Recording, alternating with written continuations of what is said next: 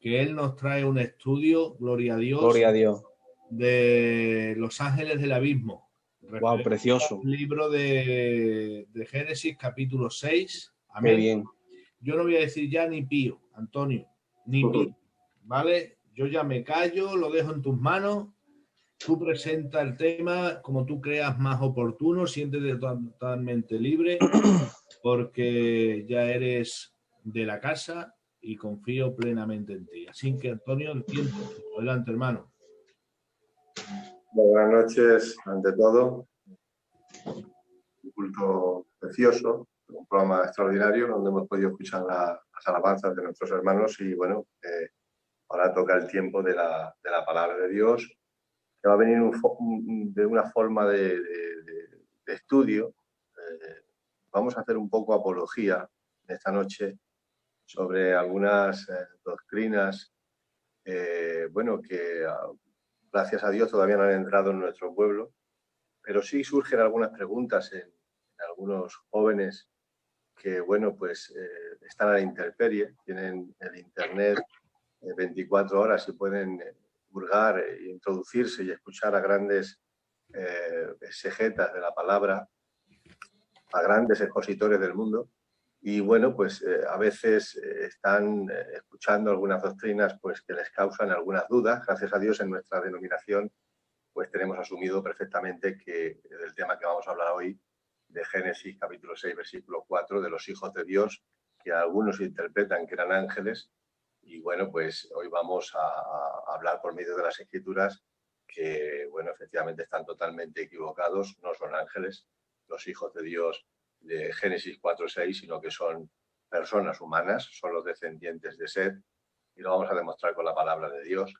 Pero bueno, creo que hoy en día en nuestro pueblo, Emilio, está saliendo una generación de muchísimos jóvenes estudiantes y estudiosos de la palabra de Dios. No hace falta que sean ministerio para estudiar. A mí me hablan casi todos los días muchísimos jóvenes de España haciéndome algunas preguntas sobre algunos asuntos bíblicos y teológicos, y la verdad que tienen un conocimiento extremo. Yo no puedo contestarle a todas las preguntas porque son gente que estudian, escuchan a grandes expositores del mundo, y bueno, estos expositores pues exponen a veces doctrinas que en nuestro pueblo no las admitimos como doctrinas sanas. Entonces, el estudio de estos jóvenes a veces van a correr el peligro de dejar la puerta abierta a algunas corrientes heréticas que puedan perjudicar seriamente el pensamiento bíblico y teológico de cada persona. Por eso hay a veces que tenemos que hablar según qué asuntos que parecen tabús y no se pueden a veces tocar en algunos lugares, sobre todo en las iglesias. Pero yo creo que es el tiempo de abrir la puerta de hacer apología sobre algunas doctrinas que perjudican seriamente nuestro pensamiento bíblico y teológico, y creo que este es uno de los puntos que, aunque todavía no ha cuajado ni va a cuajar en nuestra denominación, nuestro pueblo, pero como vuelvo a decir, hay muchísimo joven, ha cambiado los tiempos, las generaciones no son como las de hace 30 años, la juventud hoy en día tiene muchísimo material bíblico, está internet por medio, pueden escudriñar las escrituras y escuchar a grandes exegetas que lamentablemente pues todavía no estamos a la altura de muchos hombres del mundo que tienen un conocimiento extremo y a veces introducen doctrinas que nosotros no las admitimos. Nuestro pueblo creemos en muchas doctrinas sanas. De hecho, nuestra denominación creo que es la denominación con la doctrina más sana que hay en el mundo. Lo que pasa es que creemos la doctrina por la fe, no por el conocimiento. O sea, tú puedes hablar a alguien de la iglesia, decir si va a pasar la gran tribulación, te dice que no, pero luego le dices que te lo explique y no va a saber explicártelo, simplemente sabe que no lo va a pasar. Entonces, es tiempo de abrir las puertas a explicar algunas doctrinas que están ahí encerradas, que las creemos por la fe, pero que no las estamos enseñando. Y entonces estamos corriendo el peligro de dejar la puerta abierta para que entren corrientes de falsas doctrinas que puedan perjudicar muy seriamente a nuestras próximas generaciones en cuanto al pensamiento bíblico y teológico. Esta doctrina se agarran a algunos versículos, pero la Biblia es clara en en Mateo capítulo 22, versículo 30 y Marcos 12, 25, Jesucristo, de la misma boca de Cristo, ya dice que los ángeles no se casan. Nosotros en la resurrección de los muertos no nos casaremos porque seremos como los ángeles del cielo. Y lo deja claro, aunque ellos sacan de contexto estos dos versículos. Estas doctrinas están basadas en 3 versículos sacados de contexto del Nuevo Testamento, entre ellos Judas, versículo 6, Segunda de Pedro, capítulo 2, versículo 4, que lo entrelazan con Génesis, capítulo 6, versículo 4. Estos hijos de Dios, según ellos, son los ángeles del abismo de versículo 6 de Judas y los ángeles del abismo que también aparecen en Segunda de Pedro, capítulo 2, versículo 4. Esta doctrina tiene algo muy importante, y es que esta falsa doctrina lo que hace es atentar contra 2 doctrinas que para nosotros son fundamentales, que es la angeología bíblica y la antropología bíblica. Nosotros creemos que los ángeles no pueden casarse con mujeres, y esto para nosotros es un fundamento. No es algo que se pueda jugar, no es una teoría que se pueda conversar y que uno lo pueda creer o no lo pueda creer. Esto no se puede creer de ninguna de las formas porque atenta contra nuestras doctrinas fundamentales, entre ellas la angeología bíblica y la antropología bíblica. Esta doctrina no tiene ningún fundamento bíblico, ninguna estructura teológica, no tiene ningún sentido, porque la Biblia no habla en ninguna parte de las Escrituras, en ninguno de los 66 libros, que los hijos de Dios del capítulo 6 de Génesis, versículo 4, puedan estar hablando o insinuando que sean ángeles del cielo que se casarán con mujeres. Ahora, los que creen esta doctrina, vamos a hacer una introducción de qué es lo que creen y en qué se basan estos que hablan de esta doctrina, que dicen que en Génesis 6, versículo 4, los hijos de Dios son ángeles. Ellos lo basan en 3 versículos importantes, como he dicho antes, entrelazan, entretejen Judas 6, Segunda de Pedro, capítulo 2, versículo 4, y Génesis, capítulo 6, versículo 4. Sabéis que en Génesis 6, 4 dice que los hijos de Dios se casaron con las hijas de los hombres, o se mezclaron. Y estos hijos de Dios pues eran ángeles que luego Judas habla de ellos diciendo que están ahí en el abismo preparados para el día del juicio, el mismo argumento que relata el apóstol Pedro en 2 de Pedro capítulo 2, versículo 4. Ahora, estos que hablan esta doctrina, ellos la cuentan de esta forma. Ellos dicen que en los tiempos antes del diluvio, juntamente en los tiempos de Noé, hubo una serie de ángeles que se propusieron y vieron que las mujeres eran hermosas y se propusieron casarse con ellos, con ellas, y se casaron y tuvieron unos hijos que en la Biblia se llama gigantes. En el hebreo la palabra es nefilim, que quiere decir caídos. Es decir, que tuvieron una mezcla entre ángeles y mujeres, tuvieron unos hijos híbridos, mitad ángeles o mitad demonios y mitad personas humanas. Por lo tanto, ya está hablando de una doctrina más bien de la mitología griega. Sabéis que tiene mucho, está sazonada esta doctrina con la mitología griega. Por lo tanto, eran ángeles que se casan con mujeres y tienen hijos. Estos hijos eran los gigantes del capítulo 6 de Génesis. Bueno, pues estos gigantes eran mitad ángeles o mitad demonios, mitad mujeres, o sea, mitad personas humanas. Y estos ángeles tenían una altura extraordinaria, estratosférica. Dicen que medían aproximadamente, en el libro de Enoc dice que medían 3 kilómetros de altura. Y esto ya parece sacado de un guión de ciencia ficción. Y esta doctrina es más para Steven Spielberg que para predicarse en un púlpito, no tiene ningún sentido bíblico.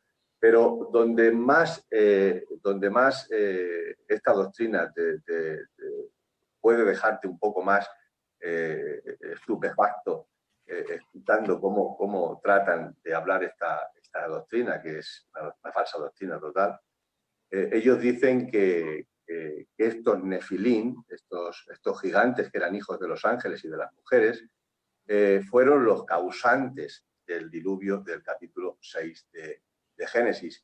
Y ellos dicen que los demonios, estos ángeles que se casaron con las mujeres, bueno, pues Jehová o Dios se dio cuenta de esto, de lo que hicieron estos ángeles, y los enviaron al abismo.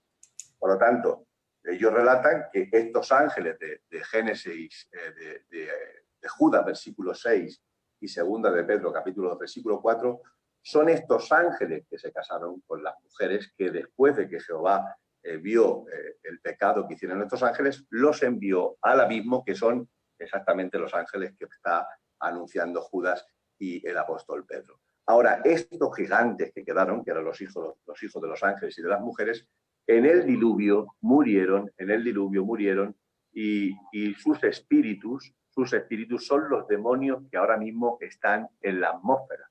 Fíjate qué ideas sacan y distorsionan la palabra de Dios. Es decir, los ángeles que se casaron con las mujeres fueron enviados al abismo, que son los ángeles del abismo que dice, que anuncia y predica Judas, versículo 6, y segunda de Pedro, capítulo 2, versículo 4, y los nefilín, que eran los hijos de los ángeles y de las mujeres, son esos gigantes que al morir en el diluvio, sus espíritus salieron y son los demonios que hay ahora mismo en la atmósfera.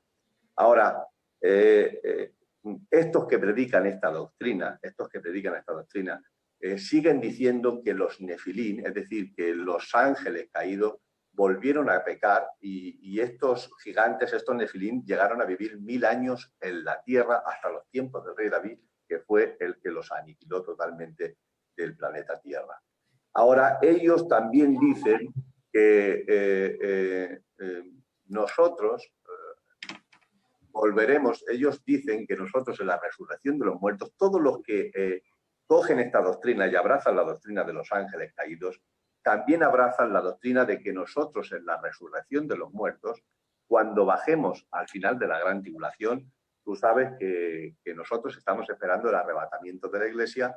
Amén. Nosotros recibiremos unos cuerpos nuevos justamente antes de la manifestación del anticristo y estaremos 7 años allí en las bodas del Cordero, mientras el mundo estará sufriendo la ira del Cordero en esta serie de gran tribulación donde se abrirán los 7 sellos, las 7 trompetas y las 7 copas. Al final de la gran tribulación, Jesucristo volverá y a establecer el reino milenial y a cumplir el pacto abrámico.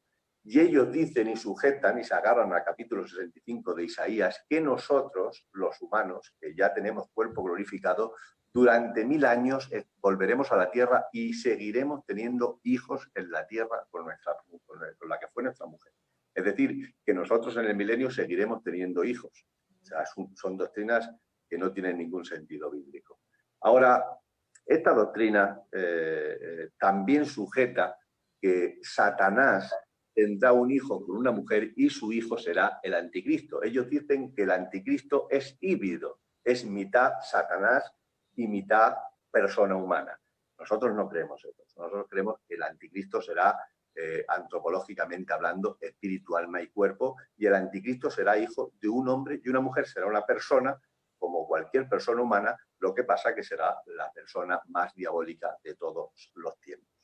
Ahora, hemos visto cómo esta doctrina está totalmente distorsionada. Uno, los ángeles se casaron con mujeres, que esos ángeles tuvieron hijos, que son los gigantes que aparecen en Génesis 6, que en hebreo se pronuncia nefilín, que quiere decir caídos, y que los ángeles que se casaron con las mujeres fueron echados al abismo, que son los ángeles que anuncia Judas 6 y segunda de Pedro capítulo 2 versículo 4, y que los nefilín, cuando murieron, sus espíritus salieron, y esos espíritus son los demonios que la Biblia dice que están en la atmósfera, que están en el aire.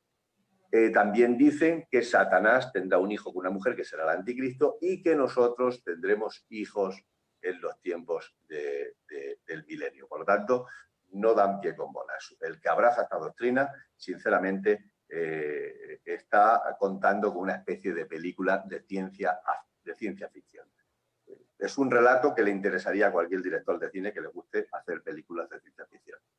Ahora, esta doctrina, Emilio, la agarran de un libro que se llama Enoc. Enoc es un libro apócrifo. Y apócrifo quiere decir que no es inspirado por Dios. Amén. Por lo tanto, esta doctrina no aparece en la Biblia.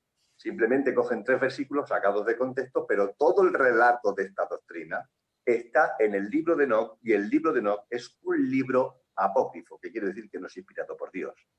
Luego, este libro de Enoc es un libro intertestamentario, y esto quiere decir que fue escrito entre Malaquías y Mateo, en los 400 años de silencio. Y tú sabes que el Espíritu Santo no inspiró a ningún profeta, a ningún hombre, a escribir ningún libro en este tiempo intertestamentario entre Malaquías y Mateo.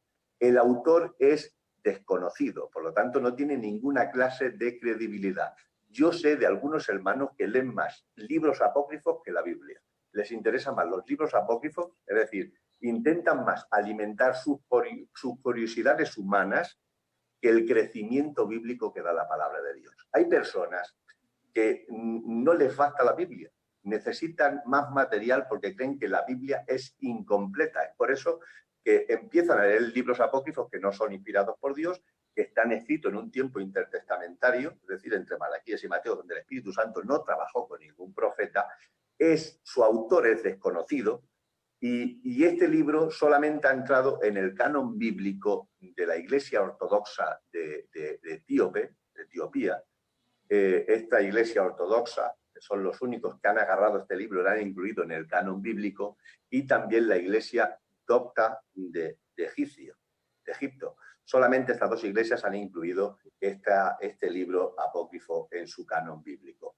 Esta doctrina la sujetan los testigos de Jehová, los mormones y lamentablemente algunas iglesias protestantes y algunos predicadores que han subido al púlpito empezando a predicar no en nuestro pueblo, estoy hablando de otras denominaciones que están enseñando esta doctrina y claro está, están perjudicando a muchísima juventud que lamentablemente los tenemos sueltos, no los tenemos cuidados, tienen toda la libertad de poder estudiar la Biblia en su casa, con el internet, con el material que ellos compran. Muchos comentaristas bíblicos creen esta doctrina y claro, es normal que estos jóvenes a veces se pregunten si esta doctrina es bíblica o no, pero nada más lejos de la realidad. Es una doctrina que tiene una mezcla impresionante. Tiene una mezcla de algunos textos bíblicos sacados de contexto, está mezclado con libros apócrifos, entre ellos el libro de Enoc, que no es inspirado por el Espíritu Santo, tiene una mezcla de mitología griega, porque tú sabes que ellos dicen que los hijos de los ángeles y de las mujeres eran híbridos, eran mitad ángeles, mitad hombres, por lo tanto esto tiene que ver mucho con la mitología griega, que tú sabes que ellos tenían a personajes en la mitología clásica como Sátiro. Sátiro, para la mitología griega, era un hombre que vivía en los bosques que era mitad hombre y mitad cabra. También decían que estaba Minotauro. Minotauro era mitad hombre, mitad toro. Y luego estaba Centauro, que era mitad hombre, mitad caballo. Y esto tiene que ver totalmente con la mitología griega y también con el ocultismo. Tenemos que recordar que en el libro de Enoc aparecen nombres de nuevos ángeles y empiezan a hablar un poco sobre los astros, la astrología, la brujería. Y, es decir, que la persona que cree esta doctrina, no te creas que solamente ha leído la Biblia, pero se le ha parecido poco. Ha sacado simplemente 3 versículos de la Biblia, pero la ha mezclado también con el libro apócrifo de Enoc. También ha habido una mezcla de la mitología griega y también la ha sazonado también un poco con el ocultismo. Es decir, que el que cree esta doctrina es más peligroso el que la predica que la misma doctrina. Por lo tanto, tenemos que entender que el que predica esta doctrina es un falso maestro. Esto es una herejía y es una doctrina de demonios. Esta doctrina no se puede creer de ninguna de las maneras. Por lo tanto, tenemos que decir que es más peligroso el que imparte esta doctrina que la propia doctrina. La doctrina se puede discutir haciendo buena apología y poniendo las escrituras de por medio para detectar que lo que se está diciendo es falso. Pero el que la está hablando es un falso maestro, que ya lo estaba anunciando el apóstol Pedro, lo anuncia el mismo Judas en la carta de Judas. El énfasis, el centro de esa carta es denunciar a los falsos maestros, que ya de antemano estaban condenados porque lo único que traen son falsas herejías y doctrina de demonios. Por lo tanto, quedamos de acuerdo de que esta es una mezcla totalmente rara, una mezcla de Biblia sacada de contexto, de libros apócrifos, de mitología griegas y de ocultismo. Ahora, quiero repasar, hermano Emilio, 4 versículos de Génesis 6 para que os deis cuenta que yo no sé de dónde se sacan, que son ángeles, pero vamos a ver cómo el protagonista del relato de capítulo 6 hasta el versículo 8, que es donde habla de Dios. Si te parece, Antonio, discúlpame un minuto. Sí, Bárbara. Vale, y ahora sigues, hermano. Nada, informarle a la audiencia, ¿vale? A todas las personas que nos están viendo y a aquellos que nos están escuchando, si tienen alguna duda, si tienen algo que preguntar, podemos darle a Antonio Plaza que ellos nos pregunten y nos digan para darle un poco de luz sobre lo que en esta noche se está exponiendo aquí. Amén. Así que si tienen alguna preguntita, por favor, formúlenla y yo las anotaré y luego pues el hermano Antonio las responderá para darle luz sobre este tema. Antonio, cuando hablamos de ángeles caídos, ¿vale? Para ir poniendo un poquito las cosas en el sitio, ¿vale? ¿Hablamos de ángeles que estaban en el cielo? No. Vamos, para ellos sí.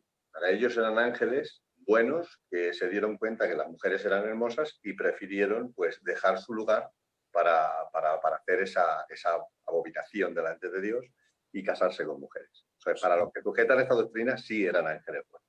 Eran ángeles que estaban en el cielo y fueron caídos por el Salmo. En demonio, claro, porque dejaron su lugar. Ahora, fíjate, dime. No, solamente un punto más, porque como tú bien has dicho, hay gente que mira la palabra y la estudian un poquito. Estos gigantes que hacemos referencia, ¿tiene algo que ver con aquellos que se encontraron los 12 espías cuando fueron a ver la tierra prometida? No tiene absolutamente nada que ver porque en Génesis 6, en el diluvio, murieron todos y el apóstol Pedro dice que solamente se salvaron Noé, su mujer, sus hijos y sus nueras. Por lo tanto, no tiene absolutamente nada que ver. Eran otros gigantes, que como sabes, en la Tierra pues hay gigantes porque hay hombres que pasan de los 2 metros y en aquellos tiempos pues todavía incluso con algunos centímetros más y se incluía encima que eran guerreros y eran hombres valientes y de renombre. Por eso se le da un poco a esta fantasía mitológica, a aquellos les despierta, a aquellos que solamente leen la Biblia por las curiosidades, les despierta esta curiosidad de quién eran estos gigantes. Pero para nada son los gigantes del capítulo 6.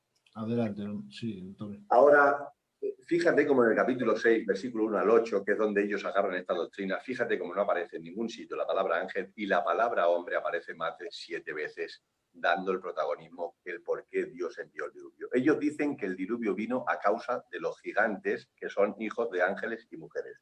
Pero en el versículo 3 dice, y dijo Jehová, no contenderá mi espíritu con el hombre. Fíjate, aquí ya dice hombre, y aquí la palabra hombre está hablando antropológicamente, espíritu, alma y cuerpo. No es ninguna mezcla de ninguna dos razas. Hombre, el versículo 3, y dijo Jehová, no contenderá mi espíritu con el hombre más para siempre, porque ciertamente el hombre es carne. El hombre es carne, eso doy claro. El hombre es carne, más serán sus días 120 años. Nos pasamos al versículo 5 y dice, y vio Jehová que la maldad de los hombres, otra vez, la maldad de los hombres era mucha en la tierra y que todo designio del pensamiento del corazón del hombre era solamente el mal. El problema del diluvio no eran los ángeles, el problema del diluvio era el hombre. Y fíjate que en el versículo 5 vamos a ver el problema de por qué Jehová envió el diluvio. Dice, y vio Jehová que la maldad de los hombres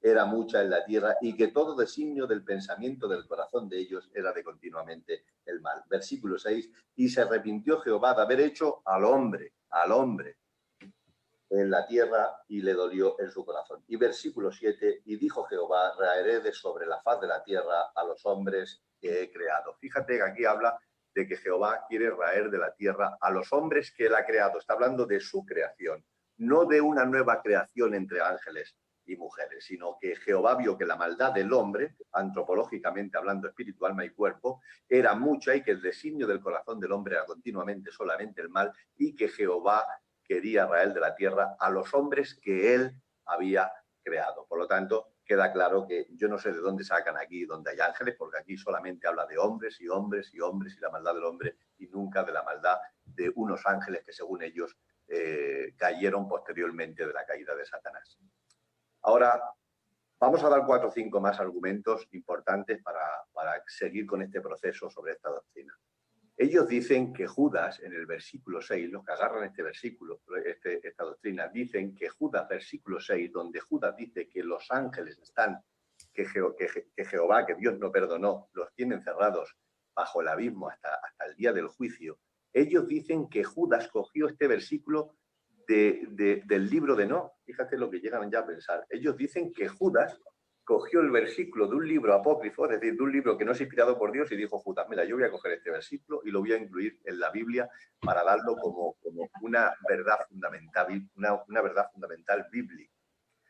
Entonces, lo que ellos quieren decir es que si esto es así, si ellos dicen que Judas cogió un versículo de un libro apócrifo para darlo como una verdad fundamental bíblica, o como una verdad bíblica fundamental, mejor dicho, entonces nos está dando a nosotros la idea, o somos impulsados por el mismo Judas, de que nosotros mismos podamos subir a un púlpito predicando la palabra de Dios sobre otros textos de otros libros apócrifos. Por ejemplo, nosotros podríamos coger entonces, ya que Judas la ha hecho él, si Judas ha cogido un versículo de un libro apócrifo para decir una verdad bíblica, pues me está dando la idea a mí, por ejemplo, de coger el segundo libro de Macabeos de los católicos, capítulo 12, versículo 45, y decir que el purgatorio es verdad. Sí, si Judas cogió un versículo de un libro apócrifo para decir una verdad, pues yo también entonces lo puedo hacer ahora, porque la Biblia dice que toda palabra es inspirada por Dios. Por lo tanto, si Judas ha cogido un versículo de un libro apócrifo,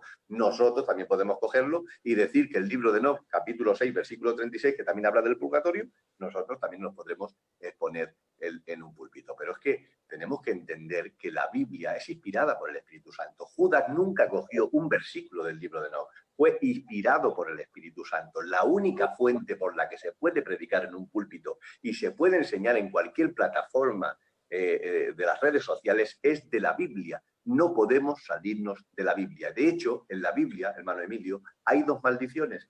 Dios echa dos maldiciones. Muchas veces dice, el Señor no echa maldiciones, el Señor echa maldiciones. Mira, en Gálatas capítulo 1, versículo 18, dice que si un ángel predicara un evangelio contrario al que yo os he enseñado, dice Pablo, sea maldito. Amén. En Apocalipsis capítulo 22, versículo 18, dice que el que añada a estas profecías o le quite todas las plagas de Apocalipsis caiga sobre la persona que quiera añadir o quitar sobre las Escrituras. Nosotros no podemos predicar ni enseñar una doctrina que no sea bíblica, y mucho menos esta doctrina que tiene una mezcla totalmente de libros apócrifos, de la mitología griega y del ocultismo.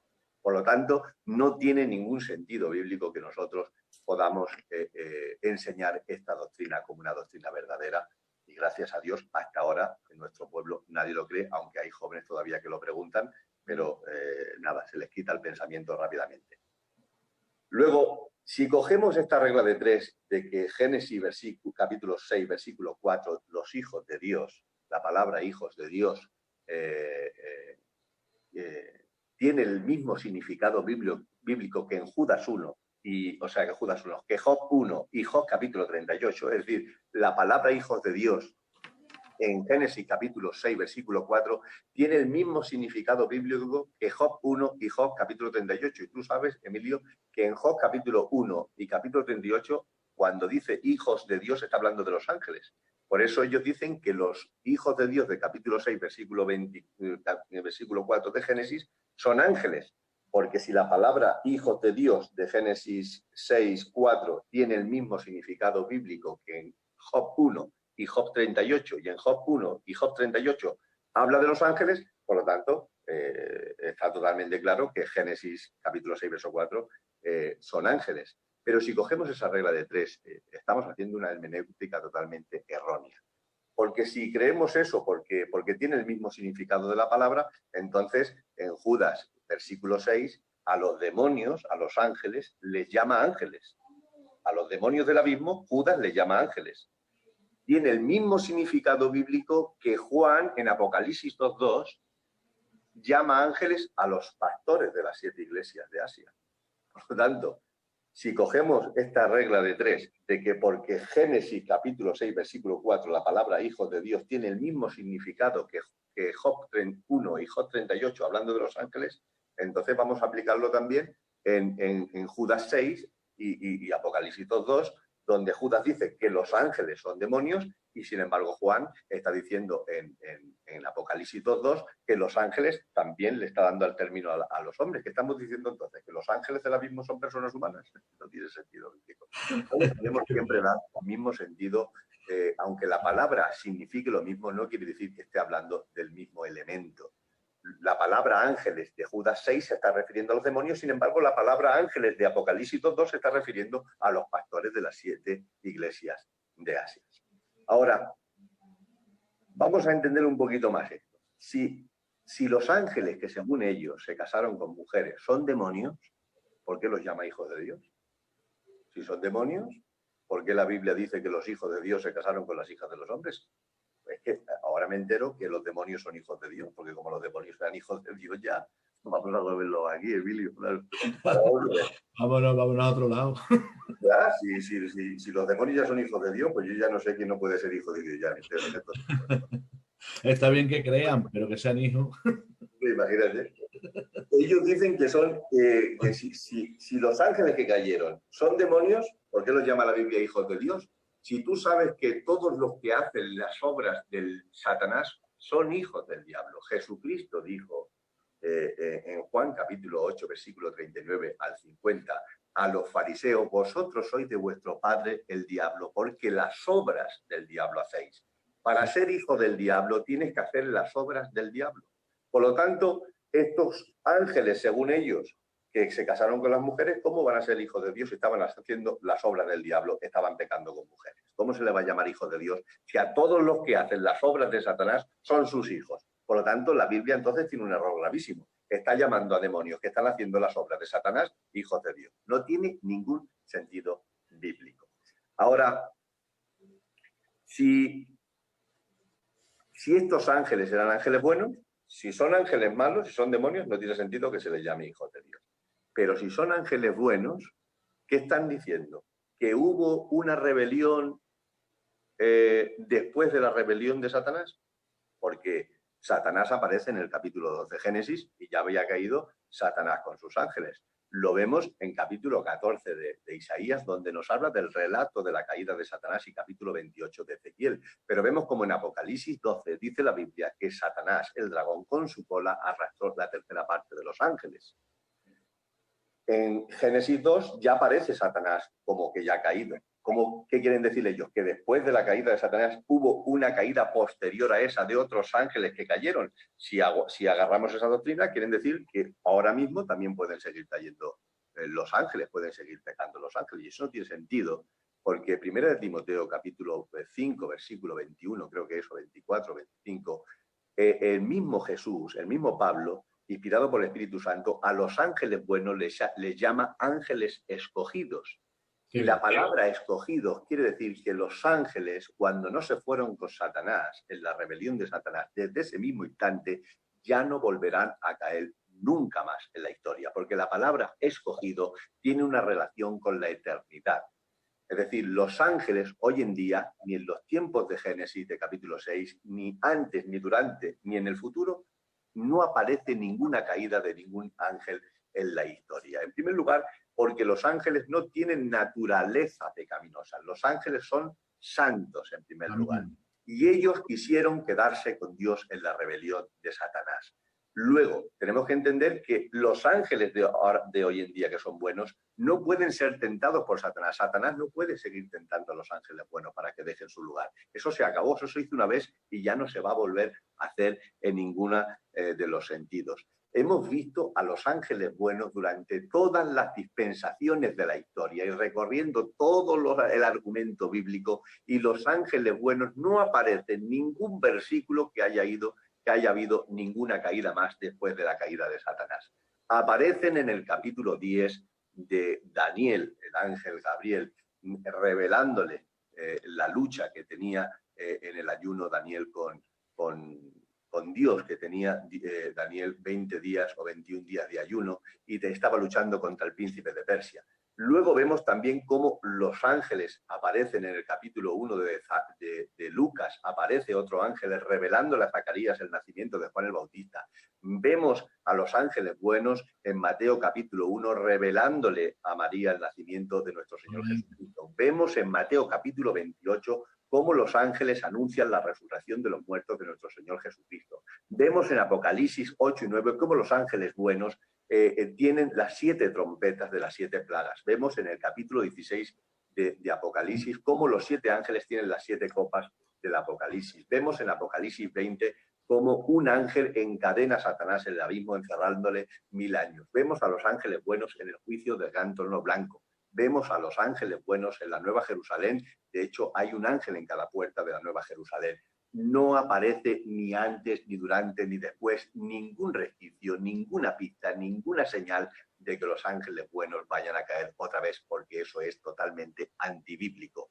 Los ángeles no van a volver a caer nunca más. Desde la rebelión de Satanás, los ángeles escogidos serán buenos para siempre y por toda la eternidad. Ahora, ellos dicen que los hijos de Dios en el Antiguo Testamento solo se refieren a los ángeles, y esto es falso. En primer lugar, porque Lucas ya dice que Adán era hijo de Dios, y Adán es el primer hombre creado. Adán es hijo de Dios. Pero luego, fíjate, Emilio, hermanos, que hay aquí una cosa, un dato impresionante para poder confrontar esta falsa doctrina. En Deuteronomio capítulo 14, Jehová llama a los escogidos de Israel hijos de Dios Altísimo. Fíjate, el mismo Dios le dice a Israel, a los israelitas, vosotros sois hijos del Dios Altísimo. Y qué casualidad que cuando les llama hijos de Dios a los israelitas está relacionado con el capítulo 7 de Deuteronomio, donde se le prohíbe casarse con mujeres extranjeras. ¡Qué casualidad! ¡Qué casualidad! Que cuando se le llama hijos de Dios a los israelitas está relacionado con no casarse con mujeres inconversas y paganas.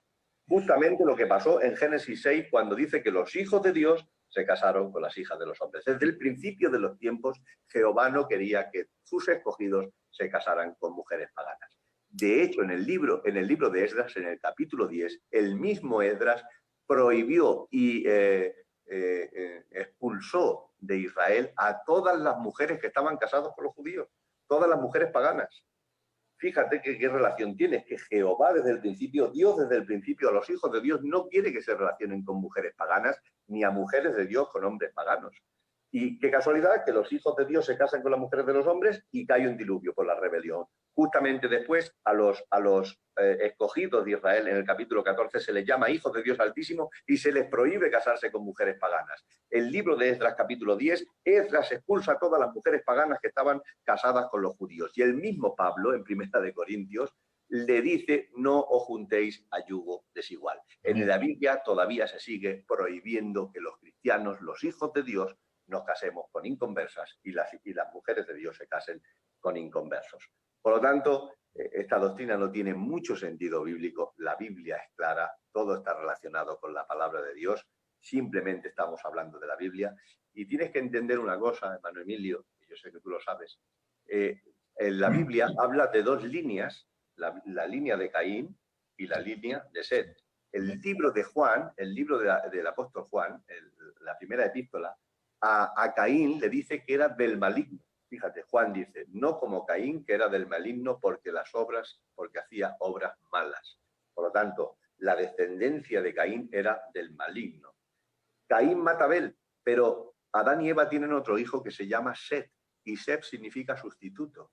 Y esta es la línea buena, porque dice que Set engendró a Enós y Enós se empezaron a invocar a Dios. Fíjate cómo desde la línea de Set se empieza a invocar a Dios y a la línea de Caín se le llama del maligno.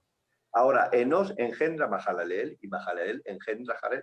Y Jared engendra a Enoc y dice de Enoc que Enoc caminó con Dios. Amén. Fíjate que de la línea de Set uno invoca a Dios y luego otro descendiente de Enós sale Enoc. Y Enoc caminó con Dios. Enoc engendró a Matusalén y Matusalén a Lamec. Y Lamec dice que tenía la esperanza de que viniese el descanso. Es decir, él quería que viniese ya el Mesías prometido para que diese descanso a la tierra. Y tuvo a Noé. Y en los tiempos de Noé ya habían crecido todos los descendientes de Set, que eran los hijos de Dios, y todas las descendientes de Caín, que eran del maligno. Y es aquí cuando los hijos de Dios, es decir, los descendientes de Set, se casan con las mujeres descendientes de Caín, y es cuando ve Jehová que hay una apostasía y que nadie quiere hacerle caso, y Dios toma la decisión de salvar a Noé, a su familia, y raer a toda la tierra de este mundo, para que de Noé saliese Sem, de Sem viniese Abraham, Abraham venía Isaac, Isaac Jacob, Jacob Judá, hasta que nació el Mesías, y el Mesías es el que nos ha dado la salvación a nosotros y nos ha dado el privilegio de ser llamados hijos de Dios. Por lo tanto, la Biblia es clara en este sentido. Ahora, ¿quién son estos ángeles de Judas 6? Según nosotros, que creemos que son demonios, simplemente demonios que están ahí encerrados. Judas dice que están encerrados para el día del juicio, justamente lo mismo que dice el apóstol Pedro, capítulo 2, versículo 4. Y en el apóstol Pedro, el capítulo 2 de Pedro, versículo 4, dice que están reservados en el infierno. Y esta palabra infierno está relacionada con la palabra tártaros, que es el único versículo donde aparece en la Biblia. Y la palabra tártaros quiere decir más profundo que el Seol. Es un lugar más profundo que el Seol. Isaías, capítulo 14, verso 15, dice que está a los lados del Seol. No es el mismo Seol, sino que es unas cárceles donde están reservados estos demonios hasta el día del juicio. ¿Qué día del juicio? Porque los demonios serán juzgados y serán lanzados al lago de fuego. Pero también vemos que estos demonios, estos ángeles de Judas 6 y segunda de Pedro, capítulo 2, versículo 4, están en el abismo. Este es un lugar terrorífico, porque lo vemos cuando el Señor quiso echar los demonios y echó los demonios del Gadareno. Esa legión de demonios decía: no nos envíes al abismo. No querían ir allí, no nos atormentes antes de tiempo. Es decir, que tiene que haber un tormento ahí muy grande sobre estos demonios que están en este abismo, en el Tártaros. El Tártaros, digamos que es un lugar más profundo que el Seol. El Seol en el Antiguo Testamento es donde iban al lugar del tormento y al seno de Abraham. Era un lugar que estaba prácticamente uno enfrente de otro y le dividía una sima, que era ese abismo, que seguramente en ese abismo profundo donde están encerrados estos demonios.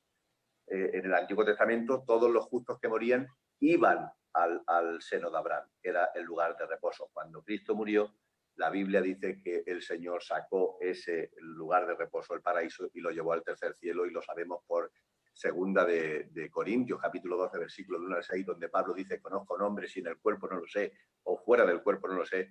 Fue al tercer cielo, donde está el paraíso. Entonces, Pablo ya nos muestra de que el paraíso ya no está en el centro de la tierra, sino en el tercer cielo. Amén. Ahora, estos demonios están en el abismo, y están reservados para el juicio final. Pero estos demonios de Judas 6 y segunda de Pedro 2, 4, la Biblia también nos habla de ellos en capítulo 9 de Apocalipsis. Y dice la Biblia que Abadón o Apolión dice que abrió el pozo del abismo y salió una horda de demonios del abismo, del pozo del abismo, que son estos demonios que habla Judas y segunda de Pedro, y dice que salieron en la gran tribulación, porque saldrán en la gran tribulación estos demonios, y dice la Biblia que tendrán coronas en sus cabezas.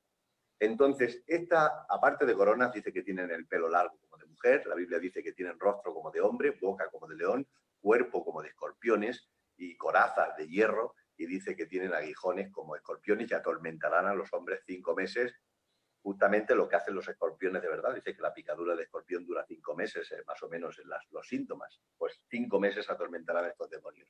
Pero ahí me llama la atención que lo que dice Judas 6 y segunda de Pedro 2, 4, que luego Juan revela en el Apocalipsis, en la gran tribulación, capítulo 9, una de las 7 trompetas, dice que saldrán los demonios del pozo del abismo, tienen coronas.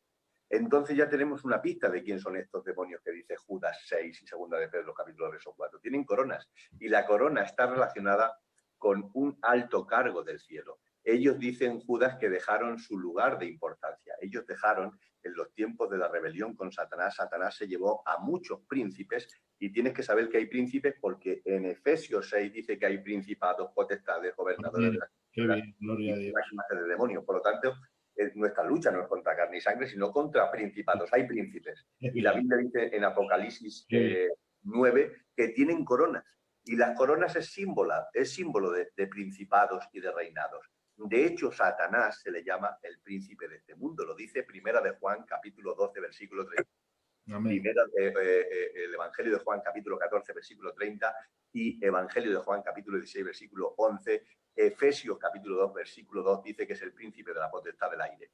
Pero en Apocalipsis 6 vemos cómo el anticristo, el jinete del caballo blanco, dice que llevará una corona. Esto es una de las pistas que nos da del anticristo. El anticristo llevará corona. Satanás es llamado príncipe de este mundo y príncipe de la potestad del aire. Y en el capítulo 10 de Daniel vemos cómo la lucha del ayuno de Daniel era contra el príncipe de Persia.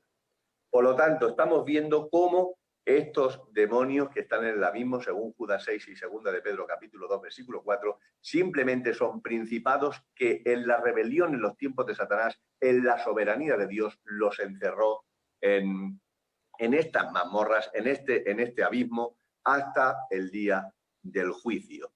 Por lo tanto, es lo único que podemos decir de estos demonios, y estos demonios, que el Señor los reprenda, Amén. son principados, y está claro porque llevan coronas, justamente lo que lleva el anticristo en el capítulo 6, uno de los jinetes del caballo blanco del capítulo 6. Un momento, parece que ha cantado alguien.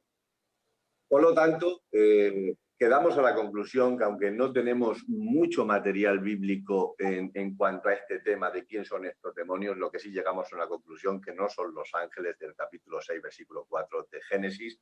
Lo único que podemos hablar de ellos es que estos demonios de versículo 6 de Judas, segunda de Pedro capítulo 2, versículo 4, son los demonios del capítulo 9 de Apocalipsis, que saldrán del pozo del abismo, los sacará ese Abadón en hebreo, en griego Apolión, que significa destructor, abrirá el pozo del abismo y saldrá una horda de demonios, tantos demonios que dice que se oscurecerá el sol. Esos demonios están encerrados ahí porque Dios lo ha dicho y punto. Y la soberanía de Dios es esa. Tiene demonios encerrados para el día del juicio, igual que Satanás será encerrado en su tiempo al final de la gran tribulación durante 1000 años. Nos podemos preguntar el por qué Satanás está encerrado, porque Dios lo ha decidido así y tiene que estar encerrado 1000 años. Por lo tanto, esa es la conclusión, hermano Emilio, que la soberanía de Dios, Dios es más poderoso que nosotros. Las cosas ocultas no nos pertenece saberlas a nosotros, y las que ha querido revelar Dios nos las ha revelado y nos ha puesto la Biblia, pero si algo tengo seguro en la vida es que nunca cogeré ningún libro apócrifo para fundamentar una doctrina bíblica, porque mi pensamiento o mis curiosidades humanas más que espirituales y del crecimiento espiritual quiere hablar de una doctrina que no tiene ningún sentido bíblico, que tiene una mezcla total de textos bíblicos sacados de contexto, de libros apócrifos, de mitologías griegas y ocultismo, que no dan ningún crecimiento bíblico ni espiritual a ningún hermano que la escucha. Estos demonios, estos ángeles del versículo 6 de Judas, segunda de Pedro 2:4 y Apocalipsis 9, lo que sí está claro es que son demonios muy poderosos, que tienen mucho poder, que tienen coronas y que simbolizan a principados que en la soberanía de Dios le ha placido guardarlos ahí hasta el día del juicio simplemente. Hasta aquí creo que sería suficiente esta enseñanza para que todo el que haya escuchado pues, pueda entender que esta doctrina de los hijos de Dios no tiene ningún fundamento bíblico. Vas a tener que comprarte el libro de Enoc, vas a tener que estudiar mucho la mitología griega y te vas a tener que meter en el ocultismo, y no te lo aconsejo. Coge la Biblia, es el único instrumento verdadero, eficaz, es la palabra del Espíritu Santo, es la palabra hecha carne llamada Jesús de Nazaret. Y es la única por la que nosotros podemos enseñar, única y exclusivamente. Amén, gloria a Dios, qué bien, la verdad, Antonio, que es un privilegio escucharte porque es que das luz, amén. Y lo que no puedo entender, cómo puede haber gente que de un versículo sacado de contexto puedan sacar tantas cosas, incluso un libro, como tú estás hablando, incluso un libro, por favor. O sea, hay un hermano siervo del Señor, Paco Correas, no sé si lo conoces, me estaba preguntando de quién eras, le he respondido, y amigo Paco, ha estado varias veces en mi programa, gracias a Dios por ello, y creo que le has respondido, Él me pregunta, Emilio, ¿le podrías preguntar al hermano qué clase de pecado cometieron los ángeles de Judas 1:6 por el que Dios los encerró en prisiones de oscuridad? ¿Y qué ángeles son esos?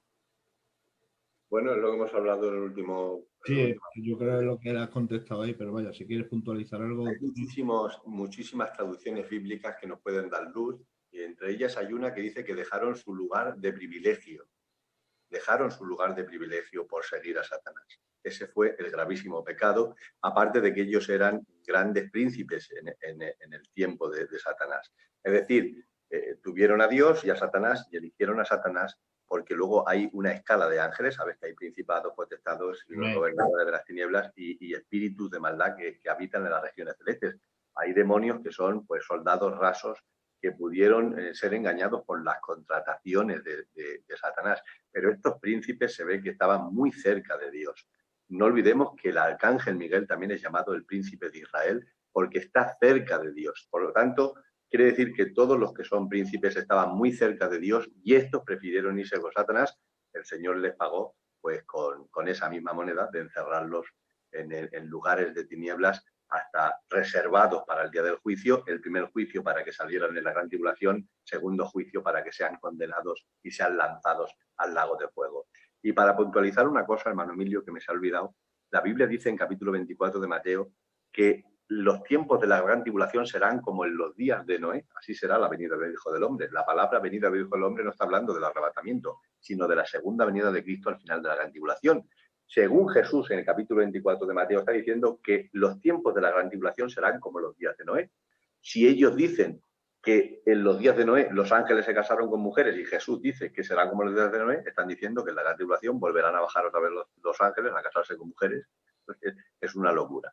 Por lo tanto, lo que sí está claro es que son príncipes y son altos cargos, que fueron altos cargos y siguen siendo altos cargos en las tinieblas porque tienen coronas en su cabeza y la Biblia cuando sale una corona en la cabeza es símbolo de principados y símbolos de autoridades muy importantes y estos demonios la tienen porque tienen coronas en su cabeza, bocas como de león y cuerpos como de escorpiones. No son cualquiera estos demonios que están encerrados en el abismo y están encerrados a causa de seguir la rebelión de Satanás.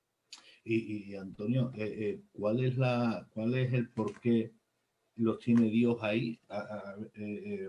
Lo acabas de decir, pero la intención es soltarlo, me estás diciendo, en la gran tribulación. ¿Cuál es la luz ahí? Que será uno de los juicios de las 7 copas. En los 7 juicios de las 7 trompetas, uno de ellos, como sabes, será el que vendrá granizo mezclado con sangre y fuego. Otro será que caerá una especie de meteorito en el mar y convertirá las aguas en sangre. También caerá otro meteorito sobre las aguas dulces y contaminará las aguas potables y morirá una tercera parte de la humanidad. Y otro de los juicios será que salgan los demonios de la gran tribulación, del abismo, atormentarán a aquellos que no tienen el sello de Dios en sus frentes. Estos demonios no harán daño a ningún cristiano de los tiempos de la gran tribulación y a ninguno de los 144.000. Todos los que tengan el sello en sus frentes del sello de Dios, que en el capítulo 14 de Apocalipsis sabemos qué dice ese sello de los 144.000, que pone el nombre del Padre y del Hijo. No olvidemos que en el cielo sabremos el nombre del Padre. El nombre de Dios en el Antiguo Testamento es impronunciable, no se puede pronunciar, pero en este tiempo dice que el sello que tienen en la frente los cristianos en la gran tribulación tienen el nombre del Padre y del Hijo. Por eso estos demonios del abismo no pueden hacerlos daño, porque todos los que están sellados por Dios, el mal no puede atentar contra ellos. Y además, a las pruebas me remito en los tiempos de Egipto, cuando el espíritu de la muerte pasó a mitad de la noche por todas las calles de la tierra de Gosén, ningún judío murió. Y dice la Biblia, y añade, ni siquiera ni un perro de los judíos murió esa noche. Por lo tanto, ni los espíritus de la muerte, ni los demonios del abismo pueden atentar contra los hijos de Dios. Y termino diciendo que están reservados para el día del juicio de la gran tribulación y para ser echados al lago de fuego, igual que Satanás será encerrado al final de la gran tribulación y será suelto al final del milenio. Ahí vemos otra prueba. Satanás es encerrado al principio del milenio y es suelto al final del milenio. Pues lo mismo ha pasado con estos demonios. Fueron encerrados en el tiempo de la rebelión de Satanás y estarán encerrados hasta el día del juicio de la gran tribulación y también hasta el día del juicio donde serán lanzados al lago de fuego junto al anticristo y al falso profeta. Amén, gloria a Dios. Nuestro hermano Paco dice, dejo claro desde el principio que yo no acepto, ni creo, ni recibo la creencia de los... A ver, no soy capaz de leerlo eso, ¿no? Nefilim, ¿puede ser, Antonio? ¿Te suena? Sí, Nefilim. Vale. Pero los que sí lo creen dicen que esos ángeles de Judas 1:6 son los Nefilim, aquellos ángeles que tuvieron relaciones sexuales con las hijas de los hombres. Bueno, no es exactamente así. Ellos dicen que los ángeles tuvieron hijos y esos hijos fueron los Nefilim, que eran híbridos, mitad ángeles, mitad humanos. Los que están en el abismo, según esta doctrina, son los ángeles que se casaron con las mujeres, y los Nefilim murieron en el diluvio y sus espíritus son los demonios que están en la atmósfera. Esto es lo que dicen ellos. O sea que los demonios que están encerrados en el abismo, según Judas 6 y capítulo 2, versículo 4 de segunda de Pedro, son los ángeles que se acostaron con las mujeres. Hay un hermano que pregunta, Miguel Ángel Dual Rosillo, dice, ¿puede decir el hermano su opinión sobre el capítulo donde Jesús sana al paralítico de Betesda? He escuchado que es apócrifo. Yo no lo creo, dice. ¿Quieres saber tu opinión referente a esto, Antonio? Sí, bueno, se sale un poco del tema que hemos hablado, pero bueno, ya que la pregunta. Sí, la verdad es que sí. Bueno, esto también tiene que ver con las creencias hebreas. Si nosotros leemos algunos libros sobre usos y costumbres hebreas y sobre todo sobre algunas creencias, hay algunos comentaristas que dicen que es una mala traducción ese versículo, o incluso algunos dicen que eran creencias que había en ese tiempo donde un ángel cada cierto tiempo movía las aguas. Sí que podemos ver que en los evangelios hay mucha costumbre hebrea. Por ejemplo, los discípulos, cuando Jesús anda por encima de las aguas, le llama fantasma. Es decir, porque en aquellos tiempos los hebreos creían que los muertos salían.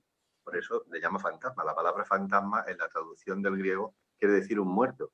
Ellos creían que cuando Jesús andaba por encima de las aguas, los propios discípulos creían que se le estaba presentando un muerto. Por lo tanto, había mucha mezcla también en los tiempos, y no olvidemos que Israel estaba invadido por la cultura romana y también por la sabiduría griega, y había mucha mezcla de ideas y conceptos religiosos y mitologías donde también afectaban a los propios hebreos, y una de ellas es esta. No sabemos de dónde sacaron ese mito de que un ángel podía mover las aguas y sanar, pero el único que puede sanar es nuestro Señor Jesucristo.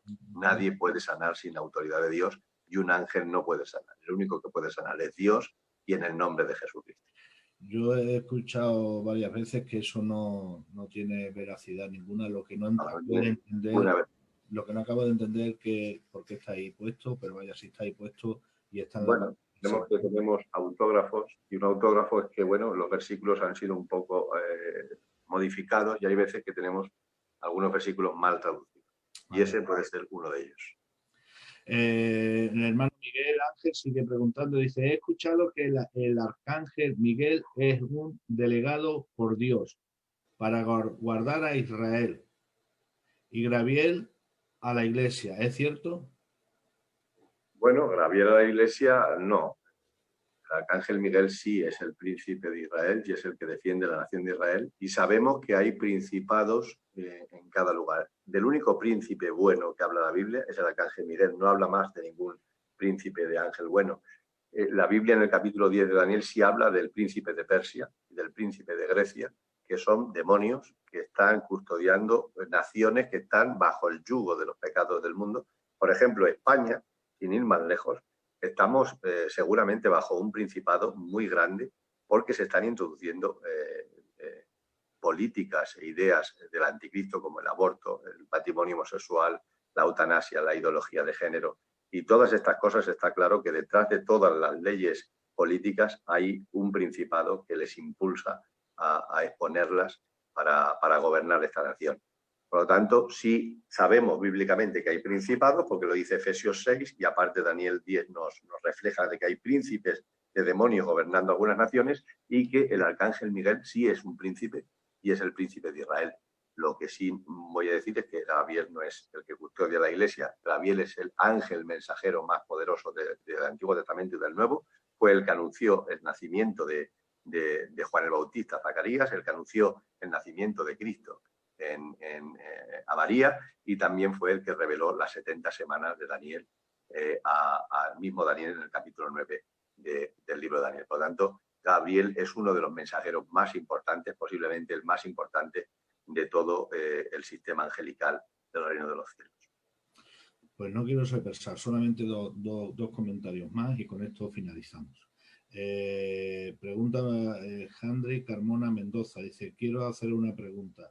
¿Me podéis resumir, por favor, cuerpo, espíritu y alma?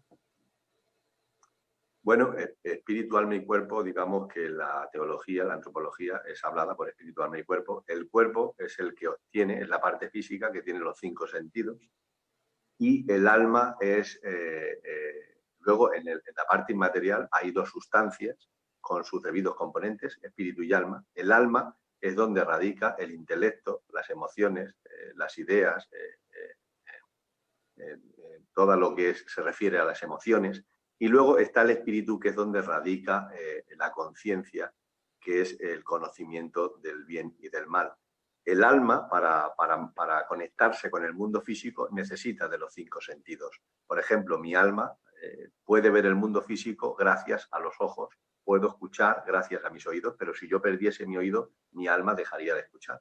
Por lo tanto, el alma tiene necesidad del cuerpo para conectarse con el mundo físico, y también el alma se conecta con el mundo espiritual gracias al espíritu. Es decir, el alma está en el medio, con el mundo físico es gracias al cuerpo, se conecta gracias al cuerpo y de los 5 sentidos, y se conecta con el mundo espiritual por medio del espíritu y de la conciencia. Podemos tener relaciones con Dios por medio del espíritu, y también relaciones con los demonios, lo que hacen hechicerías, por eso sienten los espíritus de los demonios, incluso se poseen, y también podemos tener relación con los amigos fuera de lo que es el espacio físico gracias al cuerpo humano. Por lo tanto, son 3 partes. Nosotros somos tricótomos, aunque la dicotomía también se puede dejar valer, porque la dicotomía enseña de que hay mundo físico y mundo espiritual, que en verdad es verdad. Pero nosotros también creemos que hay un mundo psicológico, que es donde radica en el alma, que son el intelecto, las emociones, la voluntad, es el yo mismo. Yo soy esencialmente alma, tú eres esencialmente alma, pero que tienes 2 elementos más para comunicarte con el mundo físico, el cuerpo, y con el mundo espiritual, el espíritu. Somos espíritu, alma y cuerpo, tricótomos. Las 3 cosas hacen una sola persona. Amén, gloria a Dios. Bueno, y la última, estoy totalmente de acuerdo y me alegra muchísimo que José Santiago haya hecho este comentario. Dice así, este hermano tiene las cosas súper claras y es una maravilla escucharlo. Amén. Estoy totalmente de acuerdo, y nunca mejor ese comentario para finalizar, porque no quiero aprovechar, porque llevas conmigo pues prácticamente 2 horas. Así que hasta aquí. Hay más preguntas por ahí, pero hasta aquí. Amén. Gloria a Dios. Amigo Antonio, muchísimas gracias. Muchísimas gracias por estar ahí. Muchísimas gracias por haber sido de bendición y edificación y habernos traído luz sobre una de las falsas doctrinas que se está levantando y que, a mi poco entender, está cada vez acaparando un poquito más las mentes que no tienen que ser, ¿cómo decirlo?, pues cogidas por estas falsas doctrinas que tanto daño pueden hacer. En un programa que tuvimos hace un tiempo, donde entraban preguntas y tal, hubo un hermanito que entró ahí y bueno, el hombre mantuvo ahí una conversación con un hermano que estaba también conectado y él defendía que estos eran ángeles caídos. Y bueno, a la luz de la palabra expuesta por ti, ha quedado bastante claro que eso eran hombres y nada tiene que ver con ángeles. Amén. Gracias a Dios. Amigo Antonio, sabes que te aprecio y que, como digo siempre, más pronto que tarde volvemos a vernos por aquí. Amén. El sentimiento mutuo. Quiero agradecerte la grandísima labor que estás haciendo. Hay a veces que a lo mejor nunca nos valoran o se valora a alguien que está haciendo un trabajo. Lo importante es que el Espíritu Santo está defendiendo y está detrás de cada proyecto y de cada programa que tú haces. Y que nada, que aquí tienes un amigo, un hermano que te tengo un aprecio especial. Y espero que pronto, sea cuando sea, pueda estar otra vez contigo compartiendo un programa. Seguro que sí. No cabe duda de que vas a estar conmigo otra vez. Un abrazo, amigo mío. Bueno, querida audiencia, pues a ustedes nada, recordarles que mañana Radio Vida sigue adelante. Esta semana estamos apretaditos. Mañana tenemos a las 6 de la tarde en directo a nuestro hermano Antonio Moradín. Y luego a partir de las 9:30 de la noche tenemos a nuestro hermano Lolo de Extremadura. Así que no se lo pierdan. Radio Vida Villafranca sigue adelante con ese propósito único y exclusivo de bendecirles y